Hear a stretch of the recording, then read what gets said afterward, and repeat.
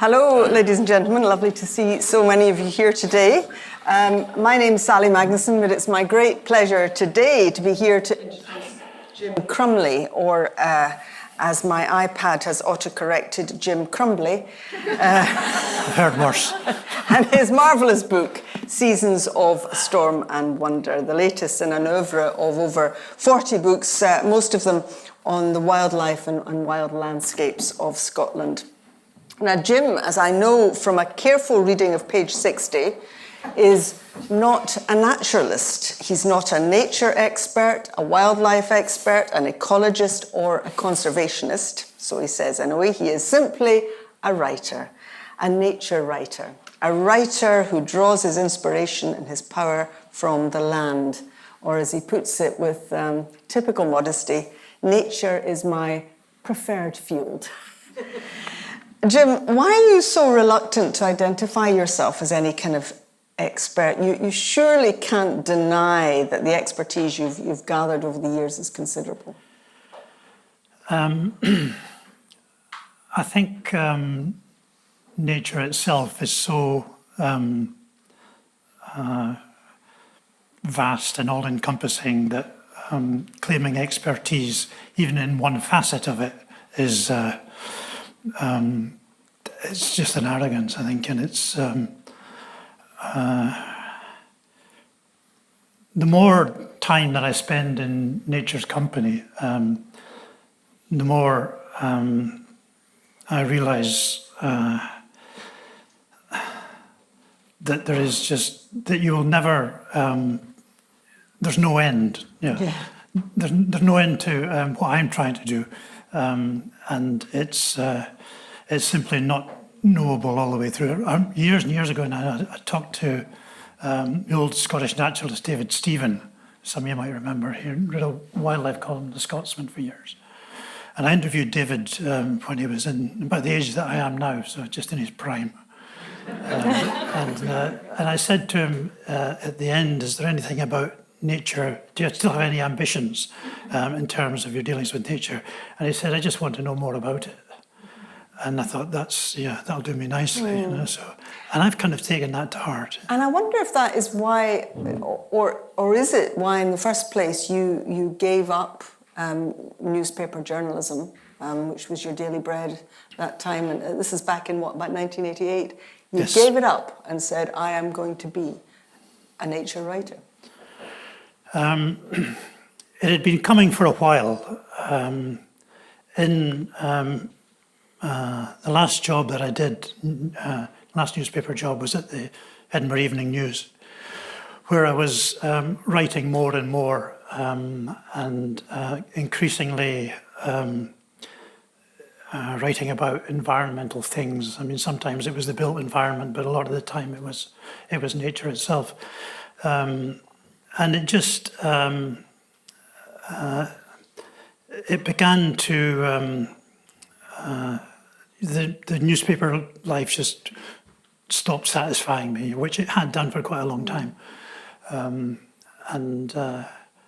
I met a couple of people just at the right time. One of them was the photographer, publisher, Colin Baxter. Oh, yeah. And Colin was very good to me early on.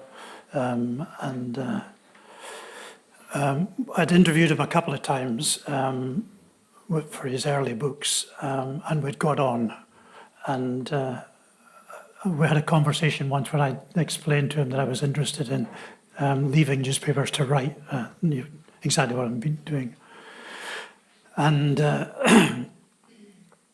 he kind of took note of it without saying anything at the time. And about a year after that, when I was really starting to champ at the bit,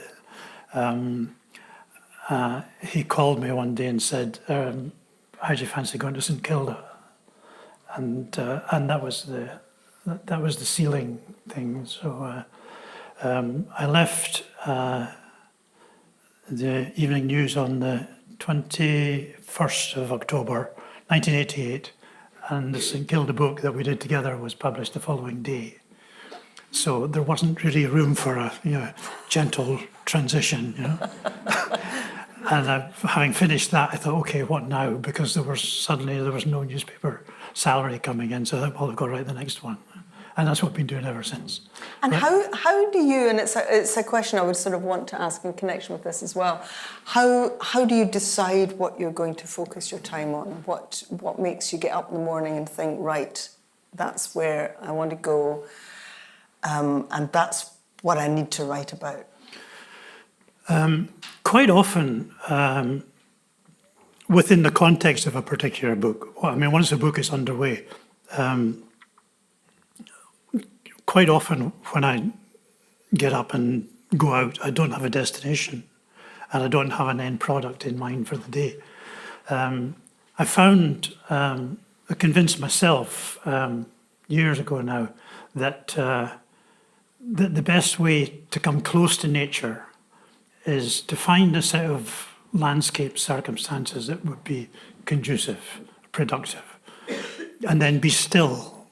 You find a place there where you can be still, and I've got a whole bunch of trees all around the country that are good for sitting, leaning your back against. And I discovered I had a very good talent for which I can take no credit at all, of sitting doing nothing for hours at a time. And for my kind of writer, it's just the best possible tool, you know, that I could have. Do you have gear? I mean, you must have really warm clothes for a start. And you don't have a wee seat that you carry along with you then? It's trees enough? I'm not too bothered by cold. I mean,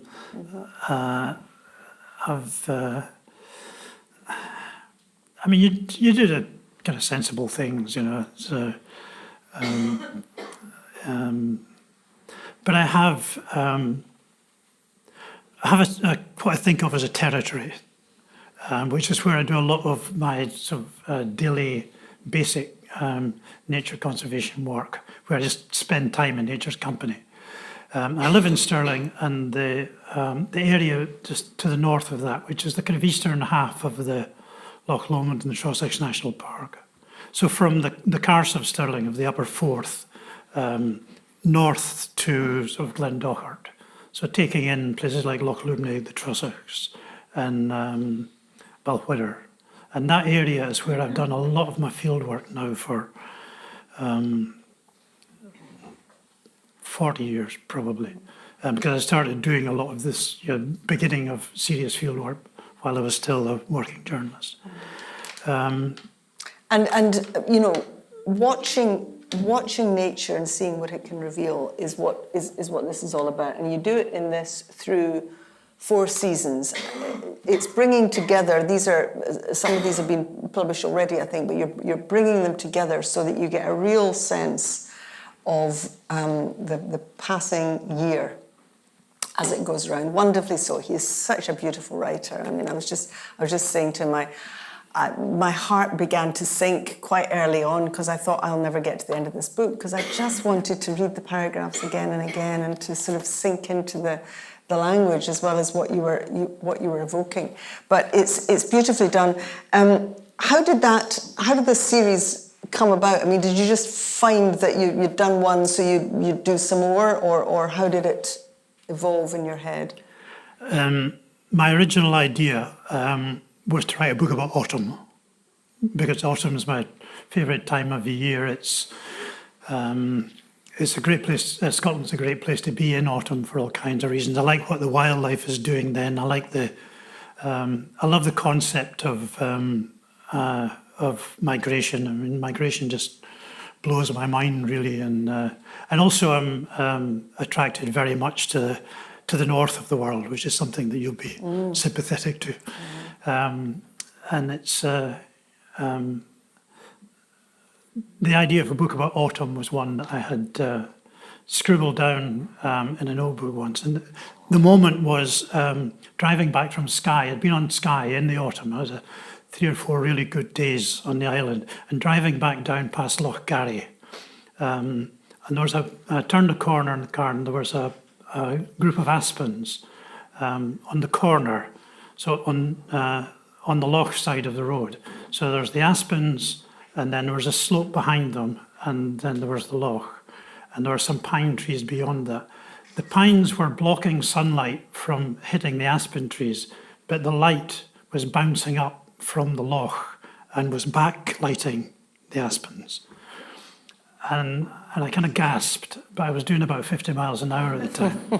So I drove on for a couple of hundred yards till there was a lay-by, and I got a notebook and a pen, and I just wrote, I scribbled down something about twice gilded aspens, a book about autumn, and then carried on driving. And that note was hanging around in a notebook for several years. And every now and again I would come across it and think, yeah, that's a good idea.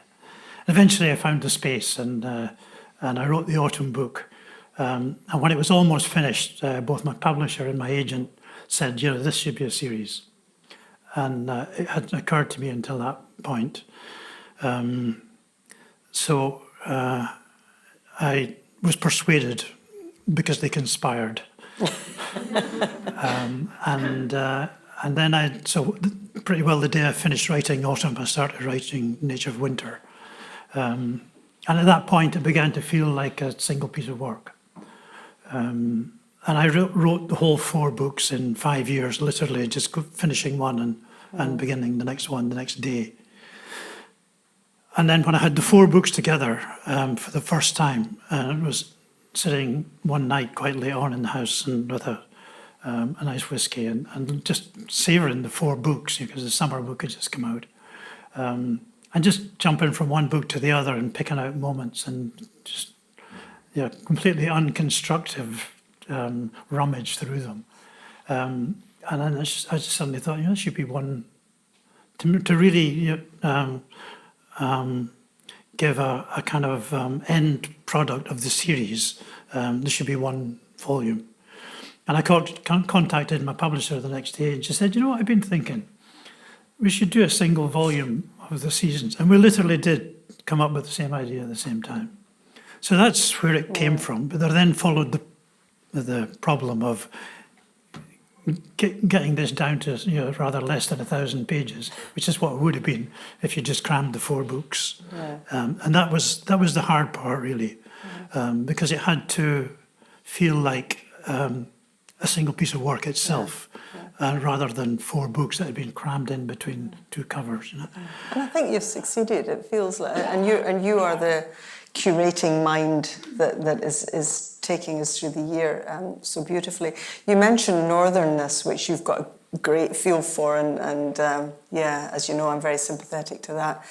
Where it comes out in this is often in connection with your powerful sense, which is through so many of your books, of climate change and our sleepwalking into disaster. And you talk about the Och Glacier in Iceland, which has died.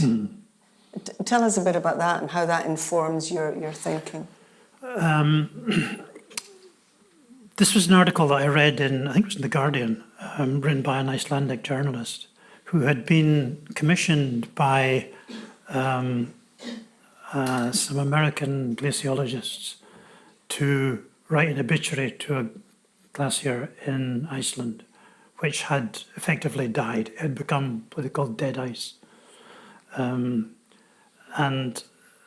as an Icelander, he made the point that he'd lived with glaciers all his life, and that glaciers were a kind of symbol of permanence as much as anything else. And it was a beautifully, beautifully written piece of work, and I was just so struck by it. And at the end of the project, they put up a kind of it's almost like a gravestone to the glacier, and he'd written on it something like, "This is for you, the loved ones of the future. We know what needs to be done, but only you will know whether we did it or not." And it was just such a kind of moving way to sort of pull that thing off. I often wondered what how he responded when somebody phoned him up and said, "We would like to write an obituary to a glacier." But that was by that time I was getting really quite involved in the impact of global warming and the way that it's affecting simply every facet of nature, I mean, and across the world. It hit me between the eyes when I went to the Lofoten Islands in northern Norway. I got an opportunity because of a book I'd written before about the sea eagle reintroduction. Part of the response to that book was I got a letter from somebody in Norway saying that if I ever wanted to go out to the area where the sea eagles had been gathered for the Scottish Reintroduction Project, then he would be helpful. So that opportunity arose in 2018. And I should say I'm a very reluctant flyer. It's not that I don't like airplanes. I hate airports. And it took a bit of persuading, but the airplane that flew from Bergen up to the small airport, which is the stopping off point for the Lofoten Islands, there's a causeway from there onto the nearest of the islands. And as we're coming into land, the captain came on the intercom to just do the usual, we're coming into land at such and such. He did it first of all in Norwegian.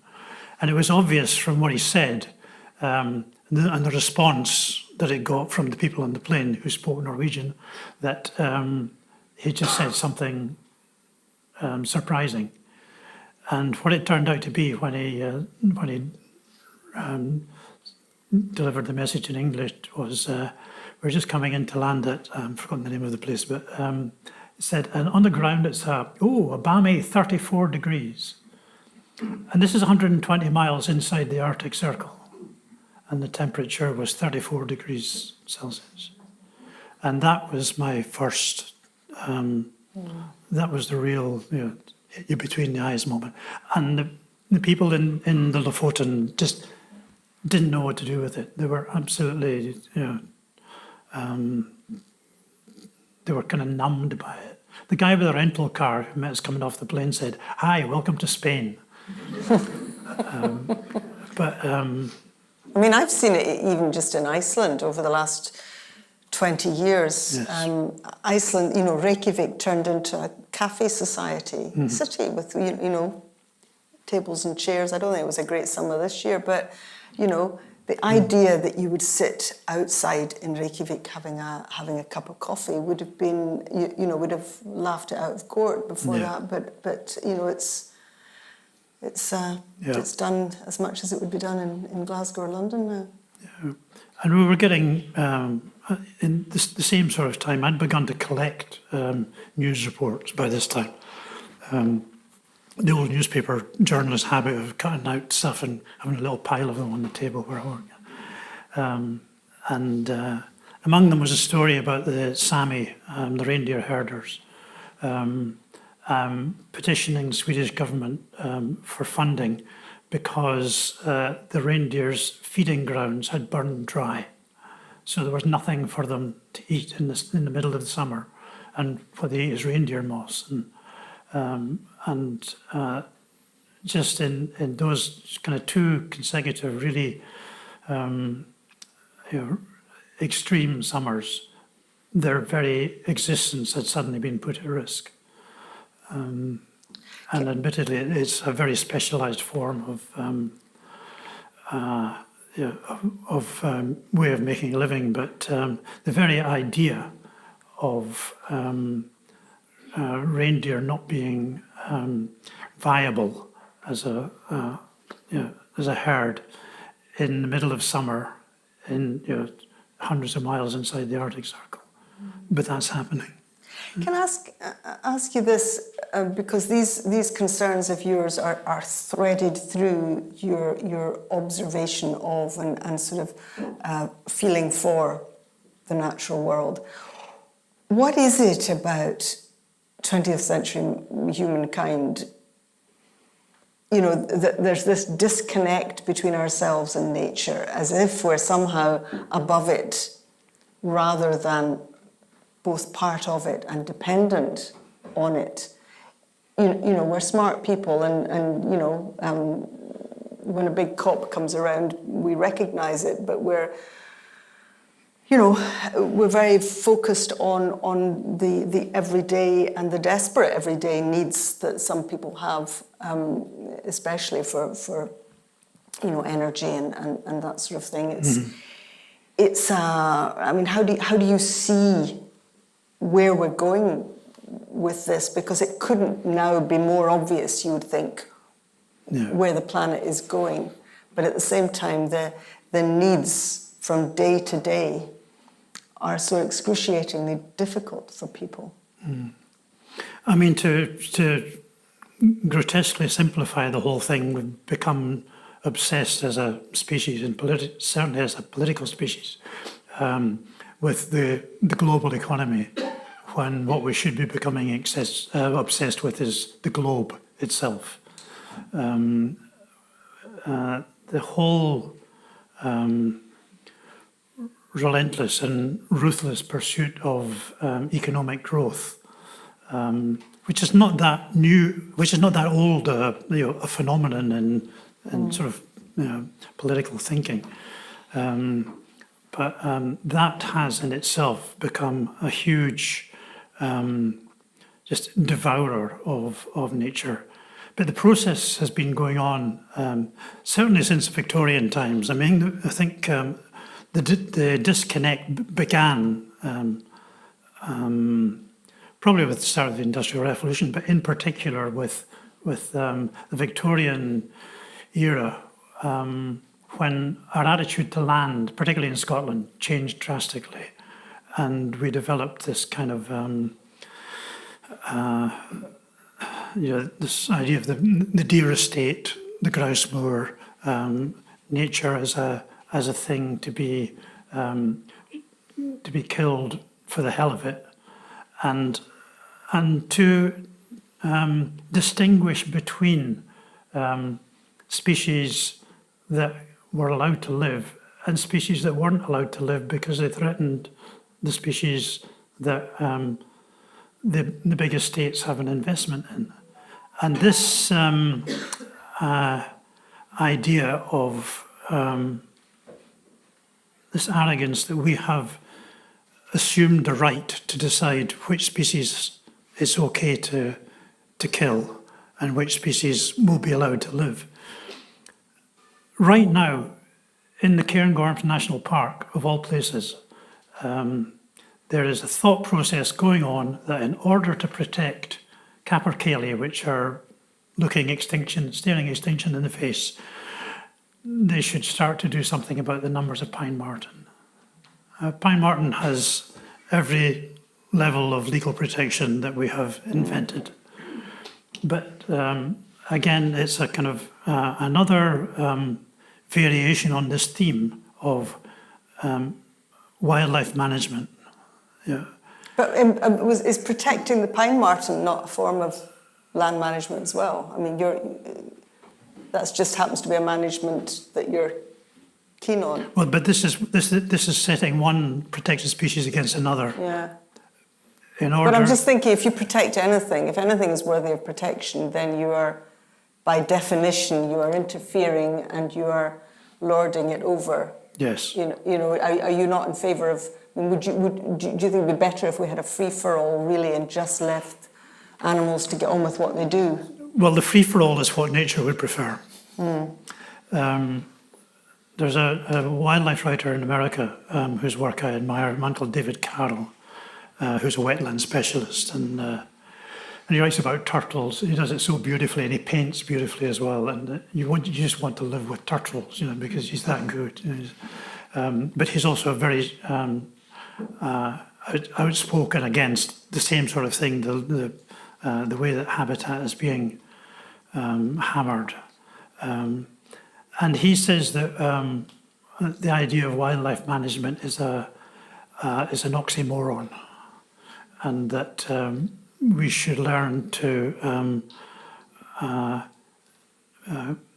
make a space for nature and then stand back and watch and learn.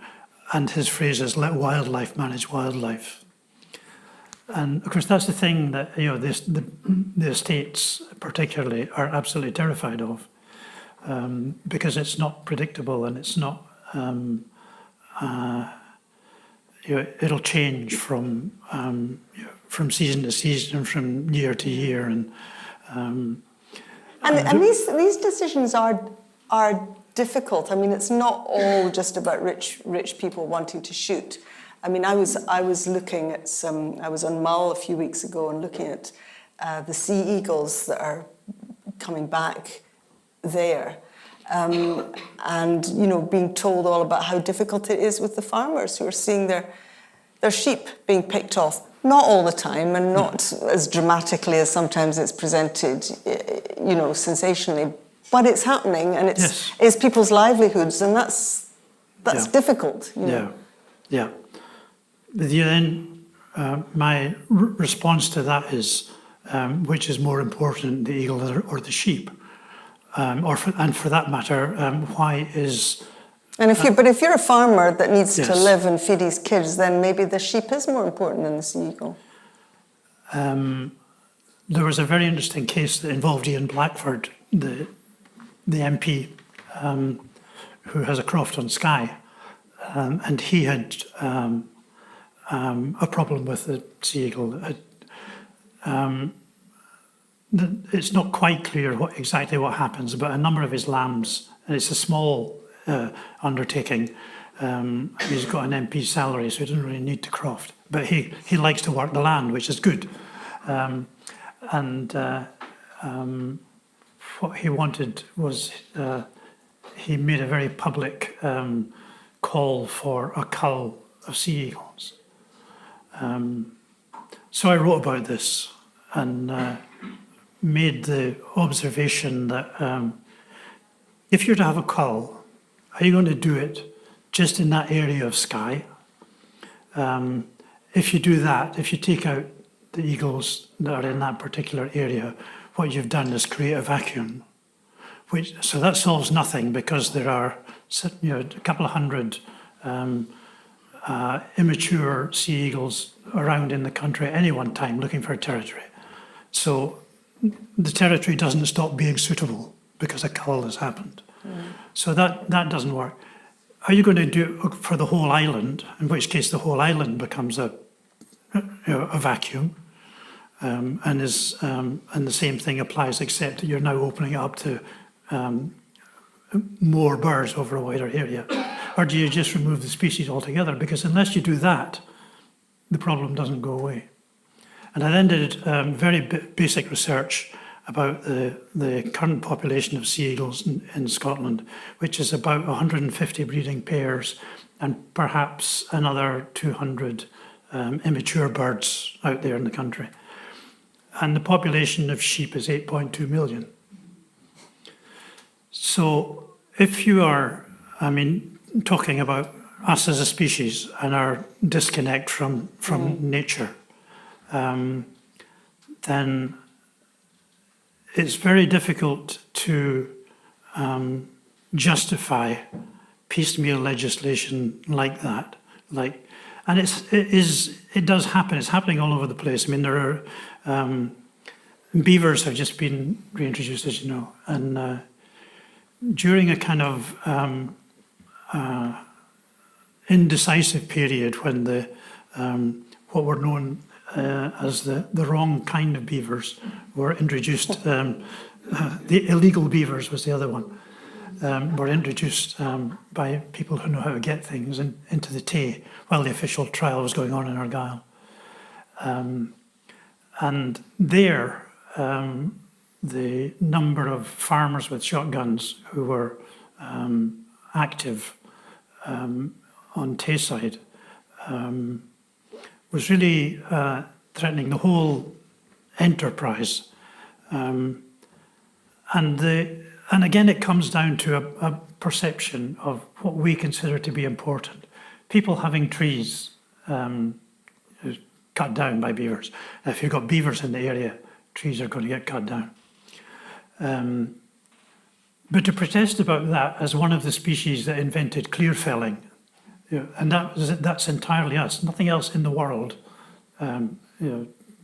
is keen on clear felling.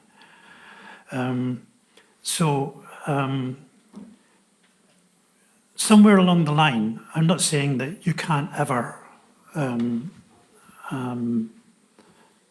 remove a problem animal if the problem is perceived to be extreme. But somewhere along the line, we have to tilt the balance much more towards nature than we are at the moment. Otherwise, we're simply going to run out of we're going to lose a workable planet. And that's us gone as well as everything else. So and I don't think we will be the last to go, by the way. Where do wolves fit in? I love a wolf, by the way, but I'm interested in this argument.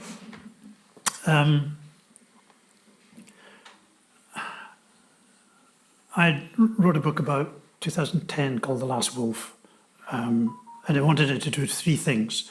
To rewrite the history of the wolf in Scotland, because it was, the little was out there is essentially Victorian and very unreliable, and full of a tradition of storytelling, not a tradition of that has anything to do with biology.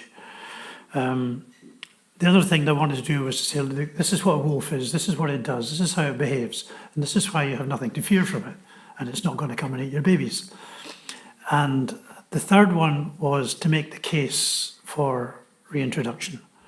And I have a kind of pet theory about how you do this. But the reason why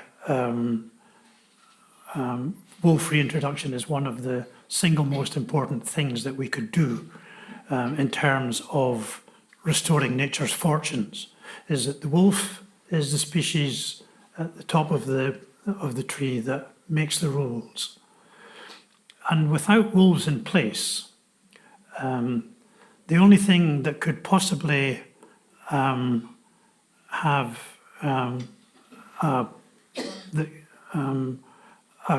fulfill the same role would be a totally remarkable top predator whose daily lives had a benevolent effect on a great many other species down the food chain. But we try and do that job. We have put ourselves up there as the top predator, and we are demonstrably crap at it.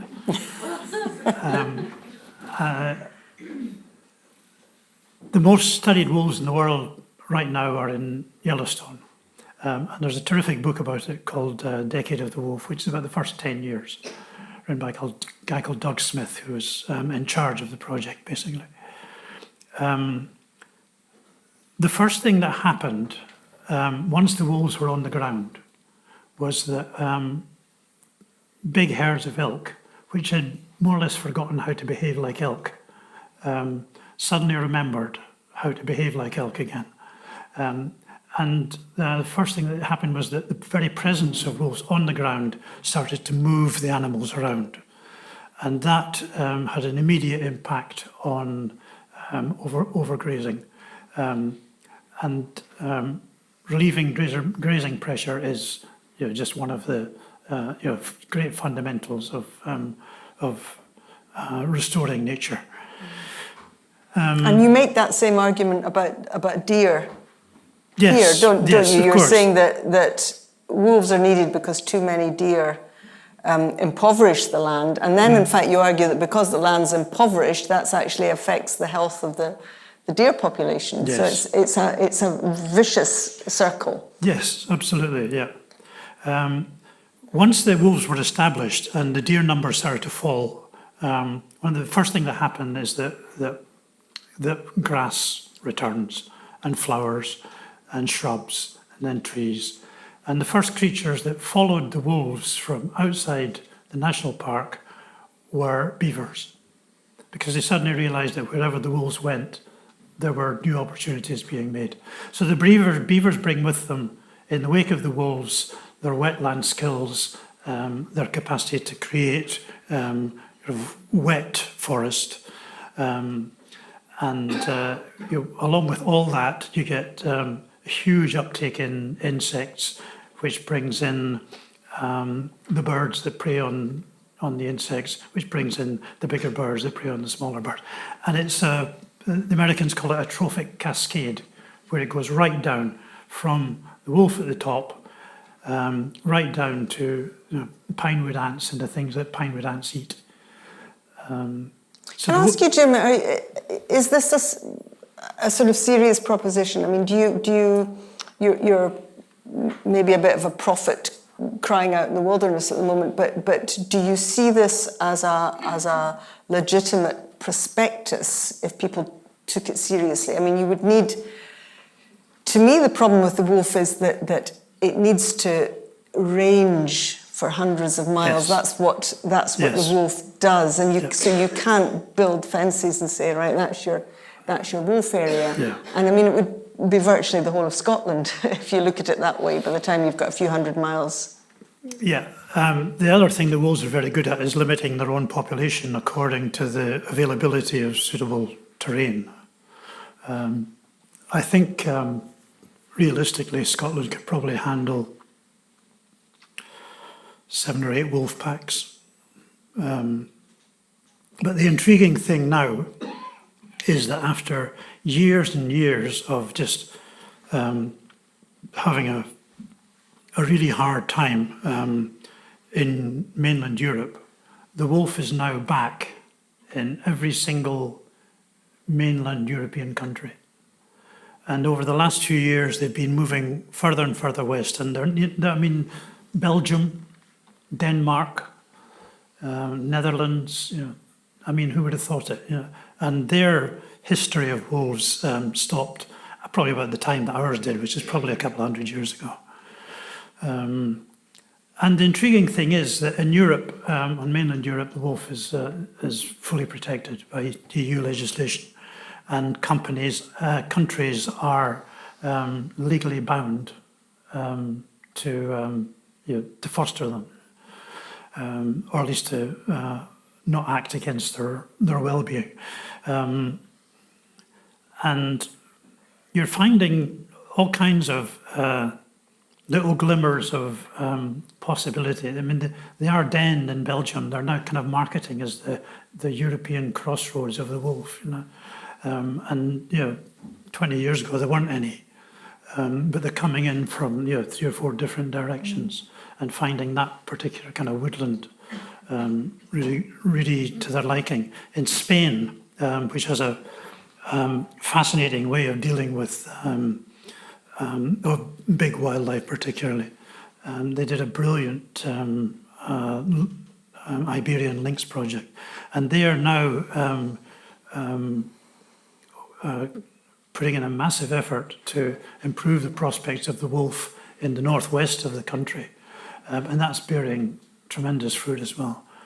And in Spain, they're not frightened of taking a piece of land and saying, right, this is a national park now, and it's for lynx. That's why it's a national park. And I think, I could be wrong here, but I think Britain is the only country in Europe where national parks are not owned by the nation. And this sort of uneasy and often unwilling coalition of private landowners and forestry commission and conservation charities, which is what we have, is worse than useless as an administrative way of managing national parks. Well, Jim's thoughts on these matters are, as I say, threaded all the way through this, along with the most minute particularity in describing what he finds in his sessions, from the wild geese to the snow buntings. I was interested, you said that if the snow buntings disappear, you're moving to Iceland. I was going to move to Norway, yeah.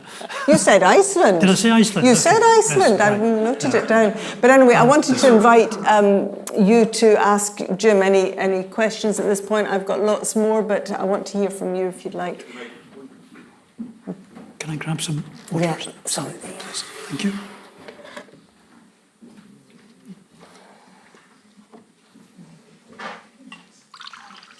Thanks, Jim. That was really fascinating. But I was wanting to ask you if this is true, as part of that cascade of impacts that the introduction of wolves make. I read somewhere, I think, that it also affects the erosion of riverbanks, and it has an impact, and I think this is particularly significant for us in Scotland. It also has an impact on the population of wild salmon as well. Is that something that you would know about, or you would have a view on? There have certainly been instances in both Europe and America where the impact of wolves on the grazing animals has allowed rivers to revert to something more like their original course. It's a difficult one because we have tampered so much with so many aspects of the physical environment. And trying to persuade water where to go when it doesn't want to go there is something that we spend a huge amount of time and money and ingenuity on. In Europe at the moment, there is a widespread campaign of removing dams and weirs that are now serving no useful purpose. And it's 200 or 300 every year are being taken out all across mainland Europe. The impact that they're likely to have on wild salmon, I think, is likely to be a benevolent one, because a river which is following its own course is much more likely to be healthier than one which is channeled into straight lines, which is what's happened over and over again. There are places, different parts of the country where rivers are being unstraightened, and it's usually conservation organisations who are doing it. I did a little book called Lakeland Wild a couple of years ago, which is set in the Lake District, obviously. And there, the RSPB have an estate which is centred around this mountain river, which has been straightened all along the entire length of the lower lying stretch. And the results are astounding in terms of wildlife actually using the river, and particularly fish, and the health of the immediate environment. Admittedly, that's a piece of ground which is being managed for nature conservation only, so it's different. But you cannot make any intervention on any aspect of nature without there being consequences. And what we have to decide is whether the consequences are benevolent or not. And who decides that? And that's where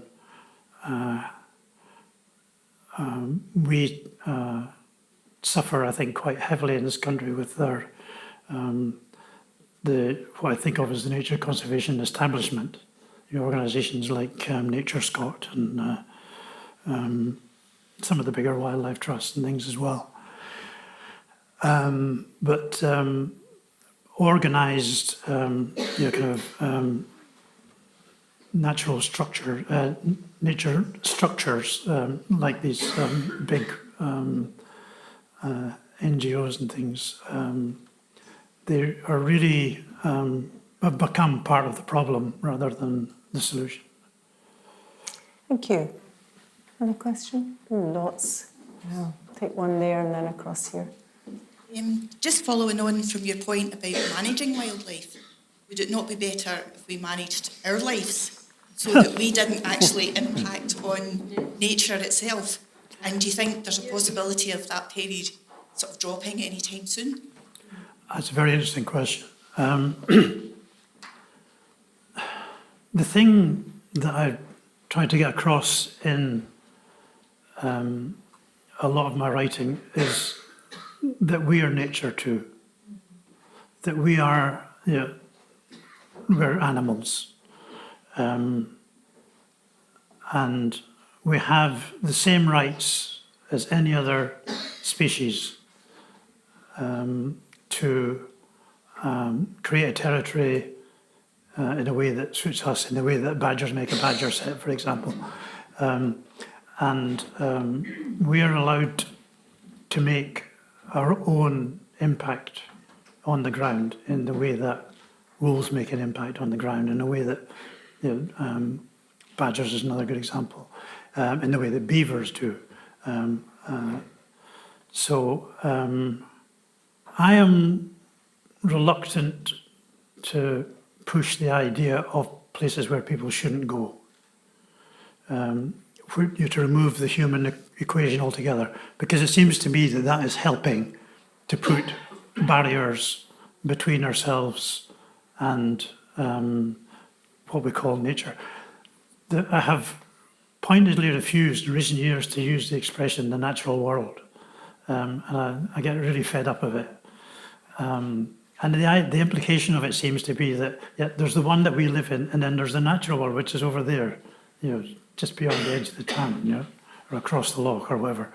And it's not. There is only the world, and it is all the natural world. Rivers. We can't stop rivers from flowing. We tried, but we can't do it. We stopped them from reaching the sea in some places, which is fairly criminal. But I think the idea of when we have erected so many barriers of our own between ourselves and nature, right down to the invention of a word like vermin, which says, good animals, bad animals. And why has a fox got less rights than a red grouse? Make any kind of sense at all. So the more that we can remove barriers between ourselves and nature, philosophical ones as well as physical ones, I think that's every one of those is a huge step forward. Thank you. There was a here.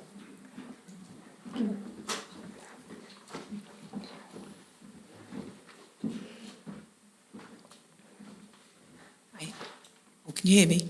I think one of the saddest things that I've seen recently was the blue planet with the polar bears.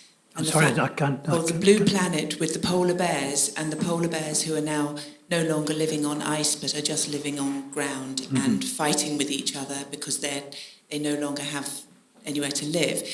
What do you think is the future of the polar bear?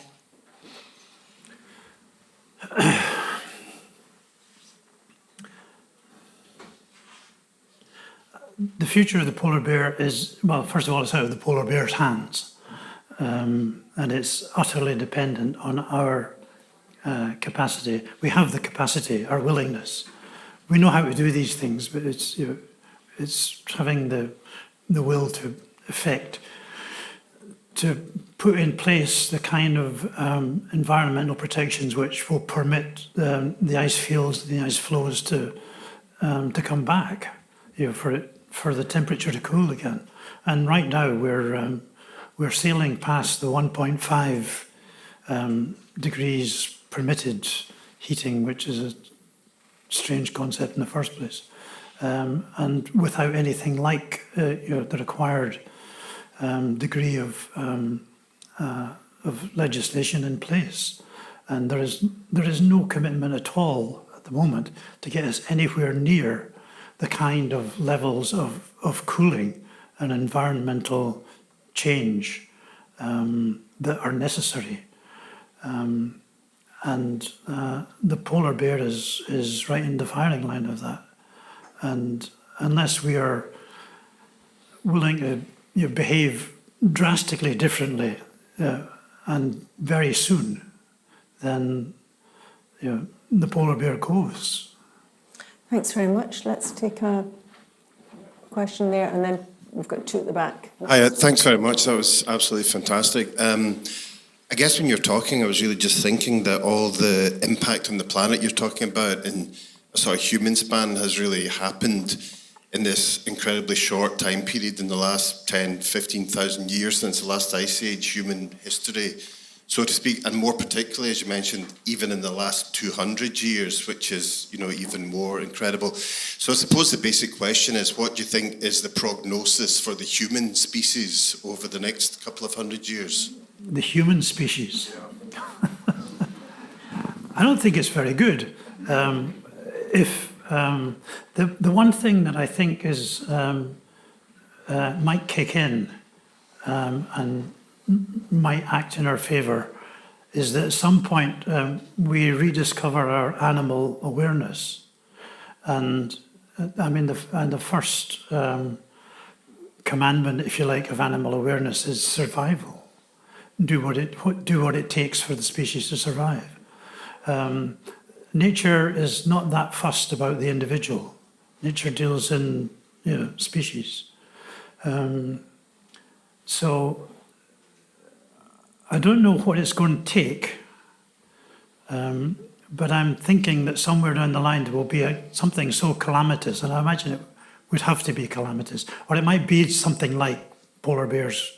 The last polar bear dying, or something really dramatic and something that catches the attention of the world. That then we might start to think, actually our survival is at risk, and we start to think more like what we are, which is a species of nature. We start to rediscover that, and if we don't do that, I think we'll be gone long before some of the tougher guys out there. Thank you. Question up there? All right. There is, but we'll have you first. We'll try and get to, we've got 5 minutes, so we'll try and get to quick. I could ask many questions. Jim, we are so lucky we have you. Yay! I hope that you have many, many more Thank you, years of writing and helping us understand more about the world that we are all part of. But I regularly kayak up the River Erne. About? The River Erne, where the beavers are Yes. doing some amazing work. And I've seen, but I was so interested in that phrase, the atrophic cascade. Am I saying that correctly? What should I keep watching out for on my sojourns up there? What am I going to see cascading that I could, be a bit more aware of?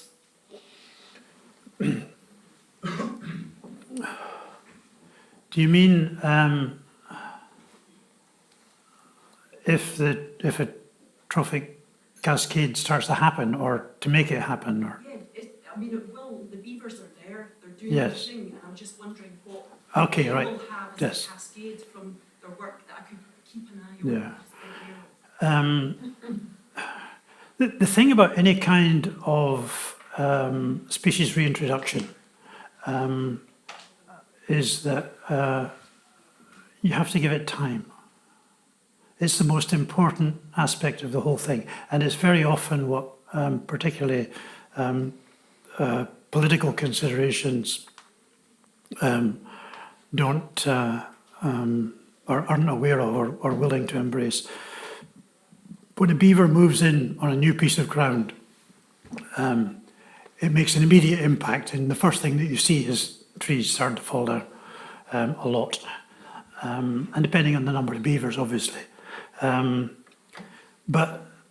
from the moment that a beaver arrives in a new piece of land where they haven't been for 300 or 400 years, to the moment at which it has eaten itself out of habitat and leaves the area to find somewhere else, and leaves behind a landscape which will then begin to evolve into quite a remarkably changed wetland woodland. That whole process could take 20, 30, 40 years. The original official trial for the beavers in Argyll was given 5 years. And the first 5 years are the years that make people angry, farmers and people who have cherry trees in their, on a stretch of riverbank that they happen to own, that beavers have taken care of. So it's a slow process. But the first things that happen are that the vegetation begins to change. And then you start to see a change in the incidence of just things like grass, reeds, flowers, these kind of things that maybe weren't there in the last, well, maybe not even at all in your lifetime. So when you start seeing new things that haven't been there before, then that's the point at which something is beginning to kick in. But the impact, the benevolent impact is, let's say, 30, 40 years, and what follows from that until the land again becomes suitable for more beavers. And that's the way that they work, all across the world where they are. Very quick question at the back. Very quick question. Thank you, Jim. Just one thing that one phrase that you haven't used is the term rewilding. Is there a reason for that? Are you or against? I'm not nuts about the word. I think the concept is a bit strange. I don't think it's given to people to rewild. I think only nature can rewild. A lot of the rewilding projects, there is not one of them, incidentally, which is contemplating wolves. Not one, anywhere in Britain. So there is a level at the moment to which beyond which they won't go. Nobody's talking about European brown bears, for example. There's a lot of talk about lynx. Nobody is willing to concede that reintroducing lynx, particularly into the Highlands, might be the death knell of the wildcat. And therefore, is it wise to do it just now? So too much of the rewilding movement, for my taste, is committee-driven and committee-managed. And the worst thing of all is these kind of umbrella groups, which are, where 20, 30 different conservation organisations of one kind or another are trying to get all their committee members together and agree on something, on a strategy. So I think our essential job is to spend much more time removing obstacles from nature, standing back, watching what happens and learn from that. Well, that's a lovely note to conclude on. I'm just going to, before I let you go in the last minute, I just want to read you a little bit from the book. Very quick, Ruth. Because I want you to get a flavour of what this man's writing is like, the prose that just invites you into the experience of nature that he's enjoying at any one time, which I think is something that I should really have given you a chance to read earlier, and you were so interesting I forgot, basically. But you've just had the day observing snow buntings. That's what reminded me when we were talking about that. There were holes in the cloud below me, and through one of the holes, the darkness of trees. There were holes above too, and through one of these, a patch of blue that was roughly the shape of the Isle of Mull.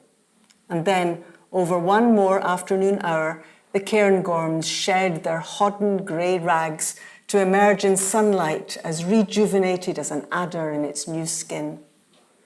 There was a sepulchral stillness to the pine woods in the late afternoon, and all that crossed my path was a tree creeper and a roebuck. The pine woods passed me on, tree to tree, my safe passage down through the dusk. I love the deep green pungency of these trees, as I love few other facets of my native landscape. In the cairngorms, they lift you up until they part and offer you the unclothed mountains beyond their outermost shadows. Then they reclaim you in the dusk, and you feel reabsorbed into an ancient brotherhood of nature, and I know of nothing else that treats you that way. Late in the evening, I sat in a bar with a fire, a whiskey, and a full stomach, and I wrote down the head of the snow bunting that emerged from behind an inches high contour in the snow, and I raised my glass to the black eye at its centre. Up there at midnight, it was as cold as the Icelandic ice cap, but a small flock of snow buntings tholed the long darkness somehow, and without fuss, and in the morning, there would be more spiders. There's a school of thought, and it's underpinned by a great deal of convincing science, that if climate change persists on its warming curve, it will remove birds like the snow bunting from our landscapes. If that happens, I might have to move to Iceland. Ladies and gentlemen, Jim Crumley.